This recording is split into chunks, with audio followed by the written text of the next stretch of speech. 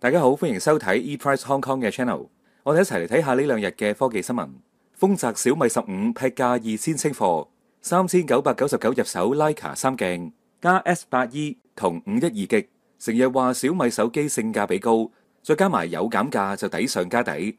最近睇開豐澤網店，發現小米15呢部旗艦手機劈價，低至3999就買到。呢個價錢買到 S8E 嘅處理器同徠卡專業三鏡頭，係唔係好抵玩呢？豐澤劈價清貨，小米15勁減2000。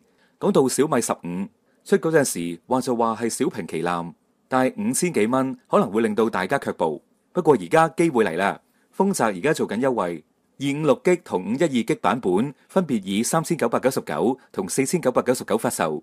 但係如果你想買黑色嘅話，3999就能夠買到512G。相比建議零售價嘅5999減咗2000蚊，似乎更加抵玩。我哋再嚟睇下規格方面，小米15配備咗高通 S8E 旗艦處理器，採用3nm工藝，無論打機定係多工處理都又快又順。配合12G RAM，日常使用完全冇難度。影相先至係佢嘅重頭戲。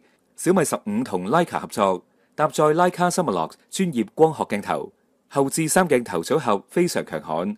包括5000萬像素嘅主鏡頭、5000萬像素嘅超廣角鏡頭同埋5000萬像素嘅長焦鏡頭，前置鏡頭就係3200萬像素，自拍都夠清晰。而熒幕方面，小米15就配備一塊6.36寸 1.5K， 支援1至120Hz 自適應刷新率，機身設計輕薄，重量淨得191 gram， 手感相當出色。電池容量係5240 mAh， 續航能力有保證，並且支援快速插電。其他實用功能仲包括 IP68 級防塵防水以及全功能嘅 NFC 等等。我哋再嚟睇下另一單新聞：1700蚊有找入手5200 mAh大電加100W 快充手機，有 Hardcore 人像拍攝加7系中階處理器。成日都有人話早買早享受，遲買平幾嚿。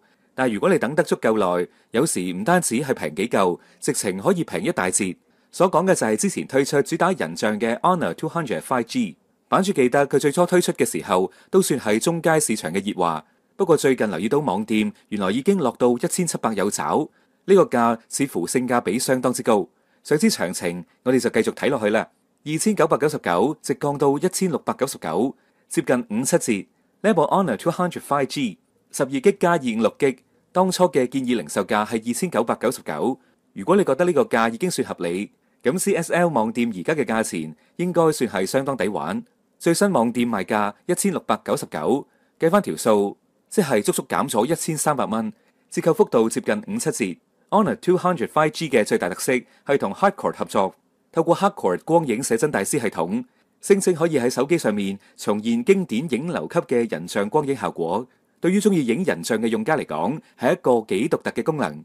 性能方面，佢配備咗高通 Snapdragon 7 Gen 3處理器，配12G RAM 同256G ROM。效能足夠應付日常操作同大部分嘅遊戲，熒幕同叉電亦都係亮點。配備6.7寸曲面熒幕，支援340 Hz 高頻 PWM 調光，內置5200 mAh大容量電池，並且支援100W 有線超級快充。影相方面，用上後置5000萬像素廣角加1200萬像素超廣角微距，以及5000萬像素長焦鏡頭，前置鏡頭就係5000萬像素。今集嘅 ePrice 新聞就嚟到呢度，我哋再會。